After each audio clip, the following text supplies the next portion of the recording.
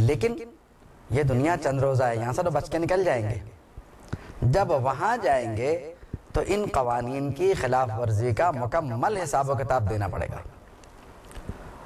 اور وہاں جو معاملات ہیں پھر انہیں کون دیکھے گا؟ تو اس لیے چھوٹی سے چھوٹی بات کو بھی بڑا سمجھنا چاہیے، اور بال سے باریک معاملے کو بھی بہت بڑا سمجھ کر کے اس پہ عمل کرنا چاہیے. اور مسلمان کی زندگی میں خوف خدا سے زیادہ کوئی چیز اہم نہیں ہے.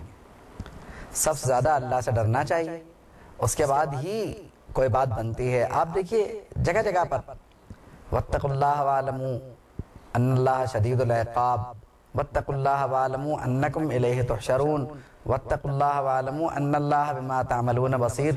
تو یہ جو مختلف آیت کریمہ ہیں انہیں آپ سمپل نہ نہیں، یہ انتہائی تنبیہ کی بات ہے کہ ہم سے یہ فرمایا جائے کہ اللہ سے ڈرو، کہ معاملہ بہت سخت ہے، اس کی پکڑ بہت سخت ہے. اللہ سے ڈرو، تم کو وہاں اٹھنا ہے. اللہ سے ڈرو کیونکہ وہ تم کو دیکھ رہا ہے. ہمارا مسئلہ یہ ہے کہ ہم ان باتوں کو شاید اس لیے نہیں سمجھ پاتے کہ ہمیں پتہ، عربی تو آتی نہیں ہم کو. انگریزی قوانین کا مسئلہ بھی یہی ہے کہ دوسرے سمجھاتے ہیں تو سمجھ میں آتا ہے. اب یہاں جب عربی نہیں آتی اور ہمیں کوئی سمجھانے کی کوشش کرے تو ہم وہ بھی نہیں سمجھنا چاہتے.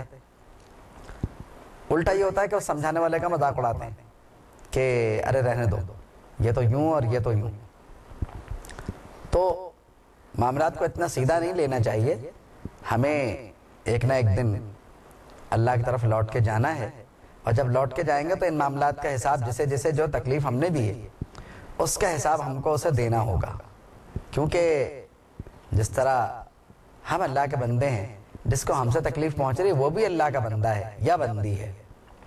تو اسی لیے قرآن مجید میں یہ اصول ہے اور یہ قرآن مجید کا اسلوب ہے کہ کبھی بھی پریشر یا دباؤ ایک شخص پہ کبھی نہیں ہوتا. اس پورے لوڈ کو، اس پورے معاملے کو تقسیم کیا جاتا ہے دونوں پر، اور ذمہ داری دی جاتی ہے دونوں کو. تو اب ایسا نہیں ہے کہ ماں جو ہے بچے کو دودھ پلاتا ہے، باپ کو گالیاں بکنا شروع کر دے. بچہ تو نہیں سن رہا لیکن اس کے دل کی بھڑاس تو نکل رہی ہے نا کہ ٹھیک ہے اور یہ ہے وہ، اور میرے لیے چھوڑ گیا، میری رات کی نیند خراب کر دی، یہ وہ. تو بات یہ کہ اب تو وہ آپ کی زندگی میں نہیں ہے. جتنا بچہ یہ آپ کا ہے اتنا ہی اس کا بچہ ہے. اور آپ لوگوں کی زندگیوں پہ تو اثر پڑا ہو یا نہ پڑا ہو، لیکن اس بچے کی زندگی پہ اثر ضرور پڑ گیا اس سارے معاملے میں. تو اب اسے سنانے کا بھی کیا فائدہ؟ اب ایک تو اس کی زندگی ان دونوں کی غلطیوں کی وجہ سے متاثر ہو رہی ہے، اور دوسرا خاتون یہ کر رہی ہیں کہ وہ ماں کی طرف، باپ کی طرف سے نفرت پیدا کر رہی ہیں. یہ تو بڑے کمال کی بات ہو جائے گی بچے کے لیے خاص کر.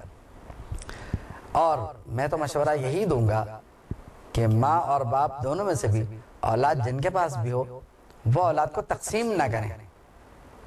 یعنی اگر ان میں کسی وجہ سے نہیں بنی اور طلاق ہو بھی گئی تو اولاد کو تقسیم نہ کریں، انہیں تقسیم ہونے سے بچائیں.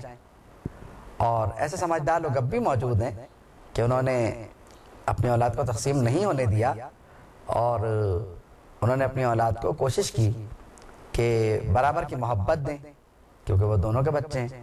تو جس کے پاس جاتے ہیں وہ برابر کی محبت دیتا ہے اور تقسیم نہیں کرتا ان کو، اور نہ ہی وہ ایک دوسرے کے برائی کرتے ہیں.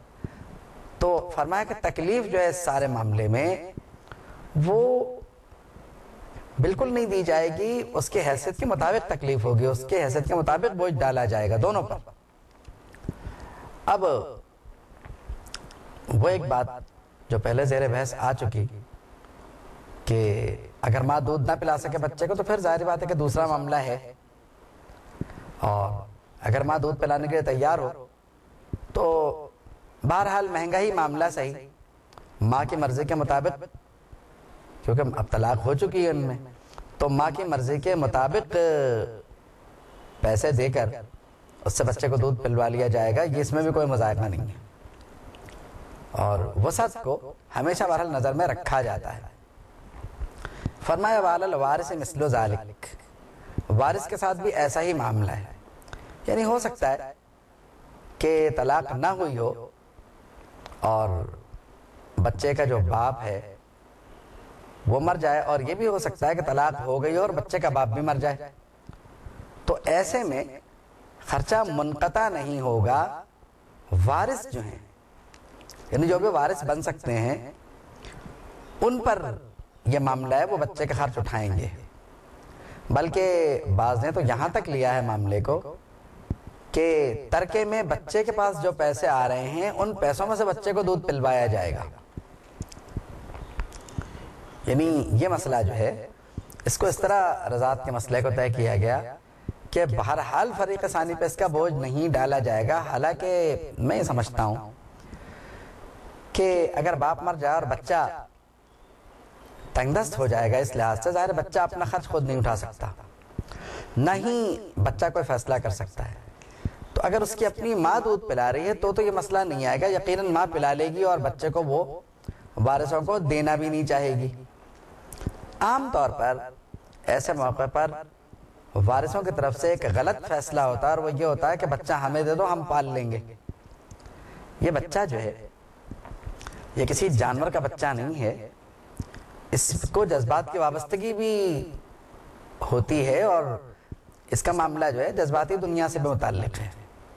تو یہ بھی آپ ذہن میں رکھیے کہ جس سے آپ چھین رہے ہیں وہ اس کی ماں ہے، باپ تو چل بسا۔ اب ٹھیک ہے آپ باپ کے رشتہ دار صحیح، لیکن آپ 1000 لوگ مل کے بھی شاید وہ کام نہیں کر سکتے جو اس اکیلی عورت کا ایک اشارہ کر سکتا ہے۔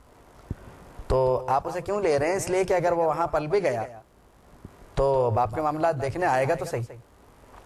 اب چچا سے، تایا سے، یا اور اوپر کے رشتہ داروں سے، یا خالو سے جو ماں کی طرف سے ہو سکتا ہے، ان رشتوں سے کتنی ہی بے تکلفی صحیح، لیکن ماں اور باپ والی بات تو بہرحال نہیں آتی۔ ایک تکلف، ایک حجاب بہرحال مانے رہتا ہے اور باقی رہتا ہے، اور اسے رہنا بھی چاہیے کہیں نہ کہیں۔ تو بات یہ ہے کہ یہ فیصلہ نہیں کرنا چاہیے۔ دودھ پلانے کا جو زمانہ ہے وہ ماں کے پاس طریقے سے پورا ہونے دینا چاہیے، تاکہ بچے کی جذباتی نشو و نما، ذہنی صلاحیتیں، یہ بروئے کار لانے میں دقت نہ ہو۔